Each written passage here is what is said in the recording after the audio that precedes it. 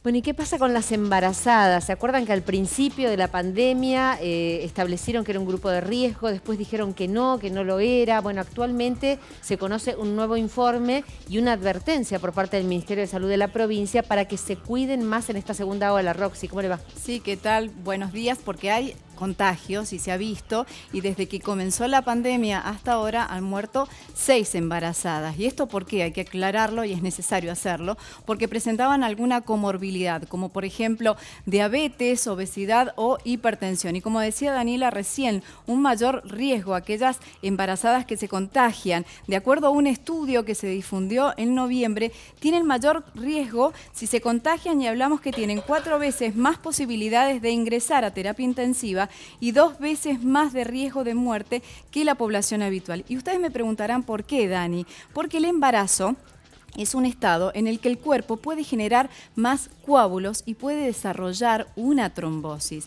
Y además hay que prestar atención en la segunda mitad del embarazo, porque hay una disminución de la capacidad pulmonar, porque se asciende el diafragma por el lugar que ocupa el feto, se va acomodando. Entonces por eso hablamos que las embarazadas tienen un mayor riesgo en caso que se contagien. Digo, eso también hay que aclararlo. Veamos algunos números, al cual vamos a completar esta información. Desde el principio de la pandemia hasta la fecha, unas 460 embarazadas se contagiaron.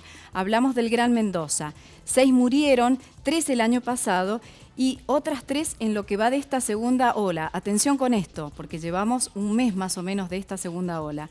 En este momento en el Hospital Lago Mayor hay 2 embarazadas en terapia intensiva, y en cuanto a la cantidad de internadas, esto es rotativo porque no hay un dato preciso en este momento, porque a medida que van mejorando se les va dando de alta. Y en cuanto a las edades, ahí lo vemos.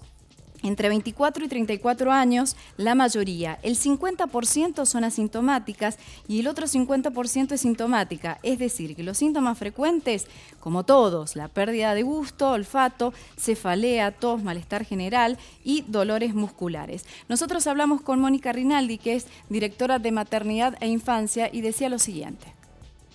Al principio de la pandemia mucho no se conocía respecto a este tema.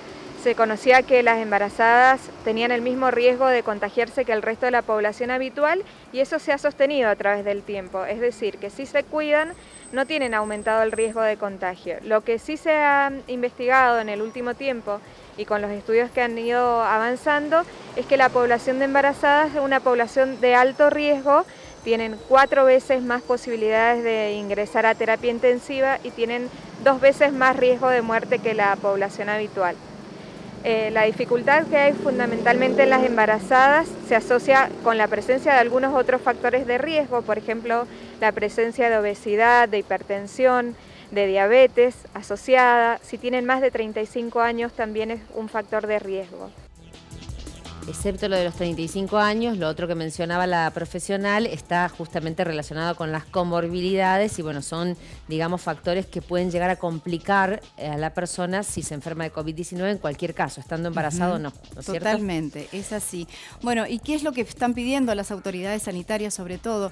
Que extremen las medidas de prevención y también que sigan con los controles prenatales, que esto es fundamental, no se tienen que suspender, y cuando tengan algún síntoma de COVID, consultar inmediatamente al médico. Esto también es importante, aunque sea un resfrío, es necesario. Y también en el caso de que tengan un hijo, pueden tenerlo por parto natural y amamantarlo. Es fundamental amamantar al niño. Y hoy por hoy se está investigando si existe el contagio vertical de la mamá al bebé. Aún no hay nada contundente, pero hay estudios que indican que se podría contagiar, pero todavía están en investigación. Escuchamos a la profesional. Es fundamental que sepan que desde el Ministerio de Salud y bueno, y acá en la provincia se han priorizado como grupo de testeo, es decir, que ante la presencia de un solo síntoma, a diferencia de la población habitual, ellas pueden consultar y van a ser testeadas. Los cuidados fundamentales es que traten de evitar concurrir a fiestas, reuniones familiares, reuniones con amigos, evitar el transporte público de pasajeros si es posible y fundamentalmente hacer teletrabajo, que bueno, en nuestra provincia saben que desde el Ministerio de Salud están exceptuadas Y también las docentes también están consideradas como personal de riesgo y no tienen que ir a trabajar. ¿Y sobre los bebés se ha realizado alguna investigación, Roxy, cuando sus madres contraen coronavirus en la gestación? Sí, y hay estadísticas, sí. Y si querés las vemos, las acompañamos en la siguiente placa. Ahí lo vemos. El 8% de los niños nacieron prematuros. El 31% ingresó a neonatología y el 62% de los niños nació por cesárea. Cerramos entonces con la doctora que nos habla acerca de esto. Hemos hecho el seguimiento de varias embarazadas, no el 100% de las embarazadas que han tenido COVID, porque algunos datos que estaban registrados en el sistema, por ejemplo el número de telefónico no coincidía y no hemos podido ubicarlas a todas. Pero de 250 embarazadas que tenemos en seguimiento, aproximadamente el 31% de sus hijos estuvo internado en neonatología, el 8% de los bebés fue de bajo peso al nacer, es decir, de menos de 2.500 gramos, y el 60% terminó el nacimiento por cesárea.